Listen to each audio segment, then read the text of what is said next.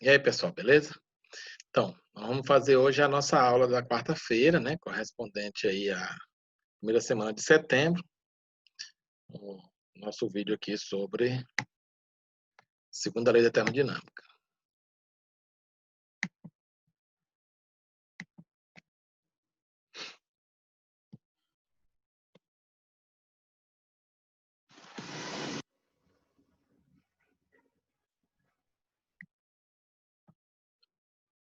Então, a segunda lei da termodinâmica, né, a gente já falou da primeira lei, falamos de força de atrito, falamos de força peso, falamos de força elástica, falamos de força de tração. Vamos fazer agora o princípio fundamental da dinâmica, que é nada mais nada menos do que a força resultante que pode atuar num corpo. Num corpo não é obrigatório atuar sempre uma única força, mas sim diversas forças, mas que todas essas forças, né, atuam de modo que vai ter um resultado comum, uma única força que representa esse conjunto de forças que pode acelerar o corpo. Então, sempre para existir a força resultante, deve existir a aceleração. Então, quando aplicamos uma força em dois corpos de massas diferentes, observamos que eles produzem acelerações iguais. A segunda lei de Newton diz que é sempre diretamente proporcional ao produto da aceleração de um corpo pela sua massa, ou seja, em módulo, a força é ma, onde F é a força resultante que age no corpo em Newton, m é a massa que vai estar em quilograma e a é a aceleração em metros por segundo ao quadrado. Isso para o Sistema Internacional de Medida, que a gente falou que existe outros sistemas, mas nós vamos trabalhar basicamente com o SI. A unidade de força no SI é o Newton, né, que é o produto de quilograma vezes metro por segundo ao quadrado. Um exemplo aqui de segunda lei, né, quando um corpo de força 12 newton é aplicado em um corpo de 2 kg, qual é a aceleração adquirida por ele? Então, F igual a ma, F é 12, o m é 2, quem é o A? Então, vai para lá dividindo, 12 por 2 dá 6 metros por segundo ao quadrado. Então, basicamente, são esses tipos de exemplos que nós vamos trabalhar. Então, vamos pegar aqui no nosso roteiro, né, que está lá nas nossas questões, vamos pegar a questão 26. Ele diz que uma mesma força resultante é aplicada a dois corpos diferentes, né, A e B, inicialmente em repouso, durante o mesmo intervalo de tempo. O corpo A atinge a velocidade de 3 metros por segundo e o corpo B atinge a velocidade de 7 metros por segundo. Qual dos dois corpos tem maior massa? Então, se nos dois, né, você tem aí massas diferentes, mas em todos eles é aplicada, todos dois estão em repouso, mas eles são a resultante, né, a força aplicada em cada um deles é a mesma. Então, nesse caso, né, vamos pegar aqui uma lapiseirazinha aqui para a gente. Então, aqui você tem o corpo A.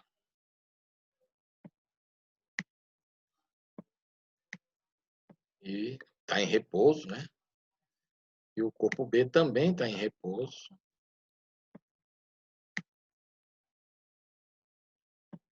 Os dois são submetidos à mesma força F.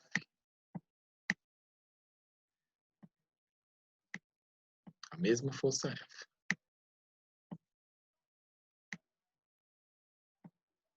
Ok? A mesma força F. Então, só que o detalhe. No mesmo intervalo de tempo, um chegou à velocidade de 3 metros por segundo e o outro 7 metros por segundo. Né? Então, quem atinge a velocidade maior significa que tem aceleração maior, certo? Então, se você pegar aqui a fórmula, F igual a ma, certo? Então, as massas são diferentes, certo? Então, se esse cara aqui for maior do que o outro, então a massa, para poder compensar essa diferença, deve ser o quê? Menor. Porque esse produto aqui dá, nos dois casos, dá o mesmo valor. É chamada lei da compensação. Tipo assim, vamos imaginar que o produto do primeiro caso dá, vamos botar aqui de 21 produto. Um exemplo, para vocês entenderem. Vamos supor que o produto tem de dar 21. Então, se no primeiro caso, né, vamos supor que, como ele disse que é a velocidade, vamos colocar que a ideia, como partir do repouso, vamos botar um conceito que a relação de velocidade aí seja tão proporcional que eu coincida o valor, né? Que vão estar proporcional, né? Maior velocidade, maior aceleração no mesmo intervalo de tempo. Então, vamos supor que no primeiro caso, a minha aceleração dê 3. Só um exemplo. Não quer dizer que é 3, não. Isso aqui a gente deveria confirmar. Então, para dar 21, a massa teria de ser 7. Primeiro caso, 7. No segundo caso, a aceleração já é 7. Para dar 21, a massa tem de ser 3. Então, onde é que a massa... Aí ele faz a pergunta aqui. Qual dos dois corpos tem maior massa?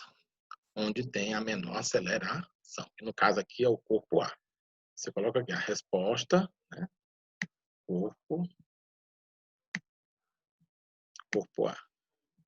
Vocês entenderam a história, a lógica? Qualquer coisa aí a gente... Corpo A. Beleza? 27, nosso roteiro. Que força resultante é necessária para acelerar uma bicicleta juntamente com seu ocupante com massa de 60 kg a 1,5 metros por segundo ao quadrado. Como ele está dizendo que a massa total é 60, então aqui está simples. Então você pega aqui F igual MA, ele já deu a massa total, e ele deu a aceleração. Então você vai ter F 60 vezes 1,5. Então, nesse caso aqui, o produto aí vai dar quanto? 90, né? 90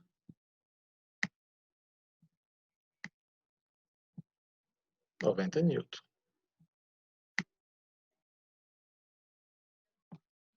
90 newton. Na 28 do nosso roteiro, uma força de 20 newton, quando aplicada sobre um corpo, provoca nele uma aceleração de 5 metros por segundo ao quadrado. Logo, a massa desse corpo é igual. A gente vai pegar a mesma relação, só que agora a gente vai querer atrás de quem? Da massa. Então, quem é a massa?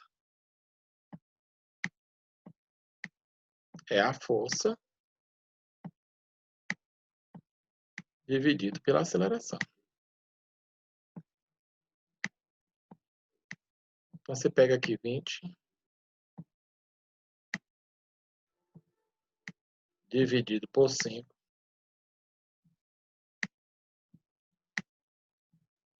dá 4 kg.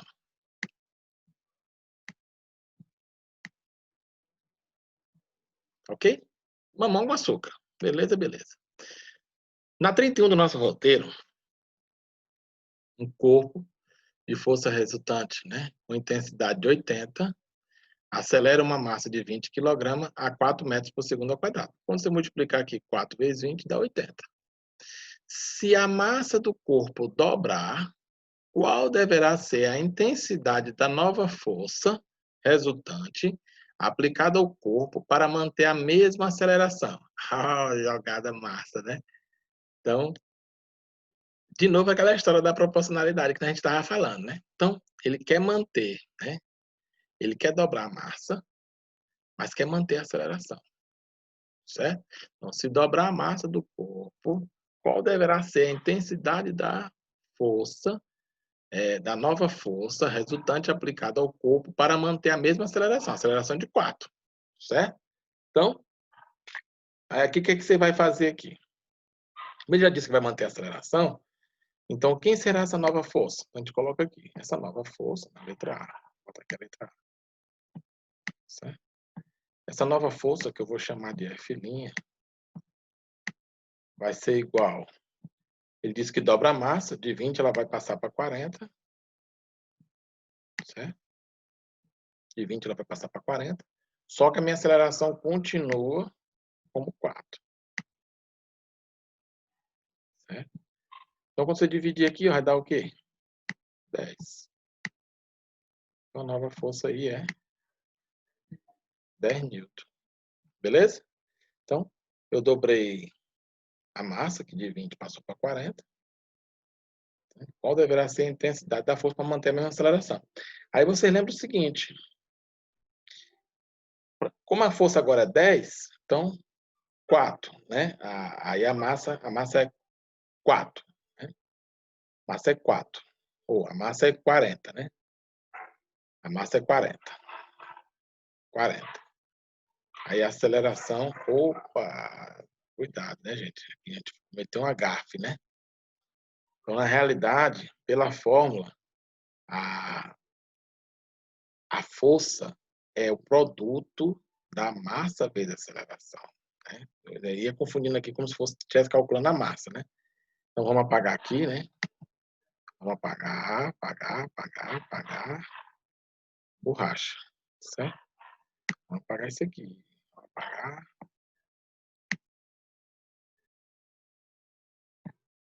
Beleza, vamos fazer aqui direitinho. Então, F é igual... Não está calculando como se fosse a massa, mas é MA. MA. Mesma aceleração. Então, a massa dobrou, 40. E a aceleração continua a mesma, 4.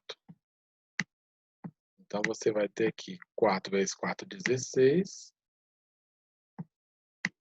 Com 0, 160 newton. Não tinha nem condição de ser aquele valor, beleza?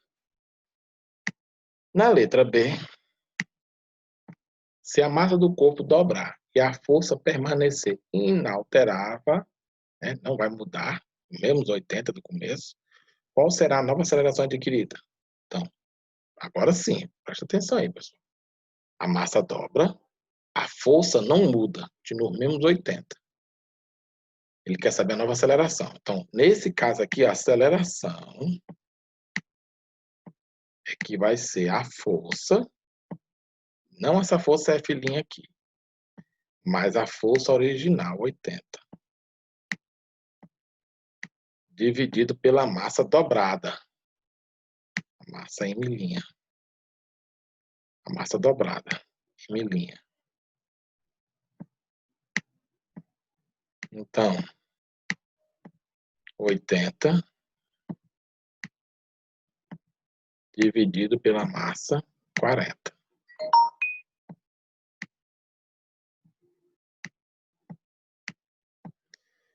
Corta aqui, 8 por 4, 2. Então, dá 2 metros por segundo ao quadrado. Beleza? Aqui, ó, para finalizarmos aí, o diagrama seguinte mostra como varia a aceleração de dois corpos, A e B, em função da força resultante F que age sobre eles. Então, tem aqui o gráfico, né?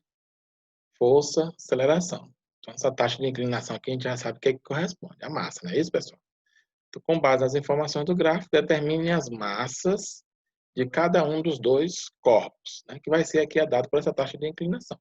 Basta você calcular aqui essa tangente que você tem aí a massa, né? Então, aqui na letra A, então você vai ter aqui, você pega aqui a taxa de variação aqui, ó. Daqui para cá, nós temos 9, né? Então, aqui a massa de B, por exemplo. Massa de B. Vai ser igual. Esse aqui, 9. 9 dividido por 6. Então, a massa de B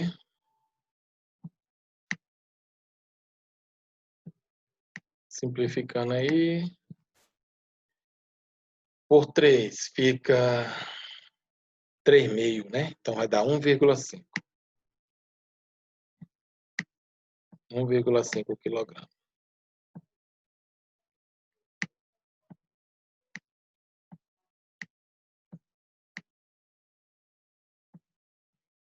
Massa de ar.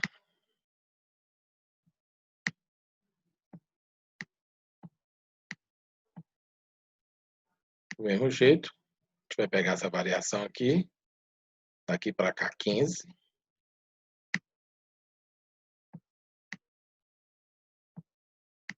Dividido, daqui para cá 5. 15 por 5, 3. 3 quilogramas.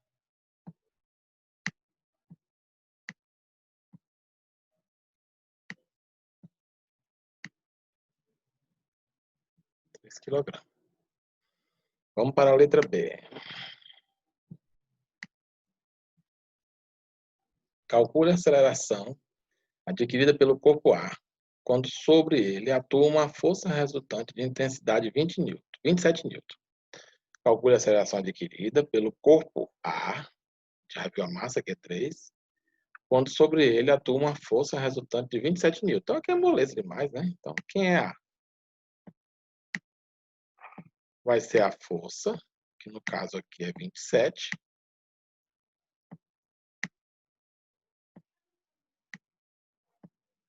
dividido pela massa, que nós encontramos aqui, que é 3. Força sobre massa e aceleração. 27 dividido por 3, 9. 9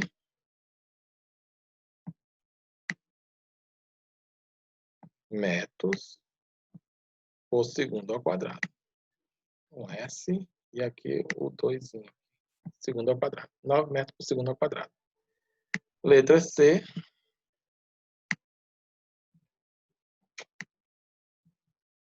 Calcule a intensidade da força resultante que atua sobre o corpo B quando ele desenvolve uma aceleração de 10 metros por segundo ao quadrado. A gente já sabe que a massa de B é 1,5, então quem vai ser essa força?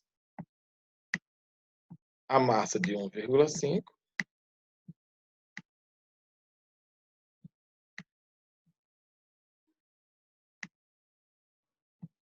vezes a aceleração de 10. Então, quando fizer esse produto aí, dá 15.